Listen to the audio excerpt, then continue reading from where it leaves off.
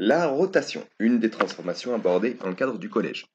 Nous allons essayer d'expliquer ce que représente cette transformation à l'aide d'un exemple, à l'aide d'un exercice constitué de deux questions. Nous avons une figure complexe avec des triangles équilatéraux au nombre de 3 et des carrés au nombre de 4. Nous souhaitons pouvoir reconnaître une image par une rotation. Nous souhaitons également pouvoir décrire une rotation connaissant la figure de départ et la figure d'arrivée. Donc, je rappelle une transformation de manière générale. Nous avons une figure de départ. Nous avons une transformation de cette figure de départ qui nous donne une figure d'arrivée. Et dans le cas de la rotation, la figure d'arrivée va avoir exactement les mêmes dimensions, les mêmes angles que la figure de départ. On va dire que les deux figures seront superposables. Alors la première question porte sur le carré DEFG et on nous demande quelle est l'image du carré DEFG par la rotation. Le centre E, qui se situe ici, est d'angle 90 degrés dans le sens des aiguilles d'une montre. On rappelle que 90 degrés, c'est un angle droit. Donc nous allons faire tourner le carré DEFG autour du point E dans le sens des aiguilles d'une montre, c'est-à-dire dans ce sens-là. Par exemple, le point F va tourner de 90 degrés autour du point E dans ce sens-là. Le point F va arriver au point I. Le point D va tourner de 90 degrés autour du point E. Il va arriver au point F.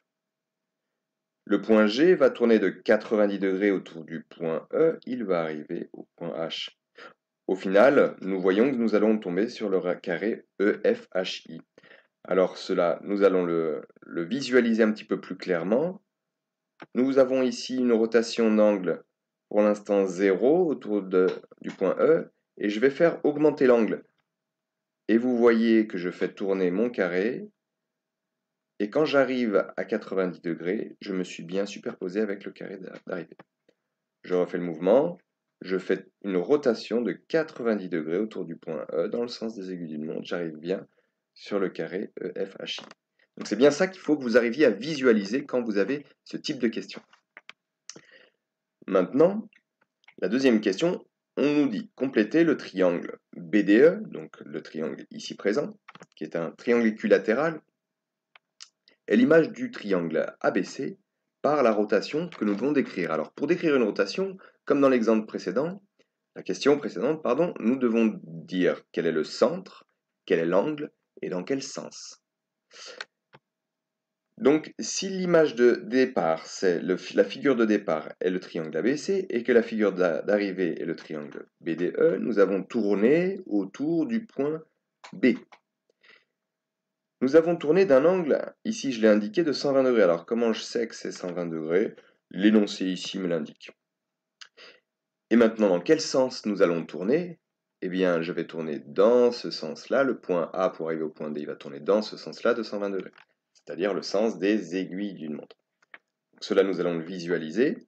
Si je tourne dans le sens des aiguilles d'une montre jusqu'à un angle de 120 degrés, j'arrive bien à BDE. Je refais le mouvement. Voilà. Si j'avais tourné dans le sens contraire des aiguilles d'une montre autour du point B, je n'aurais pas obtenu le triangle BDE, mais le triangle BON. Je refais le mouvement. Dans le sens contraire des aiguilles d'une montre, à 120 degrés, j'aurais obtenu le triangle BON. C'est tout pour cette vidéo.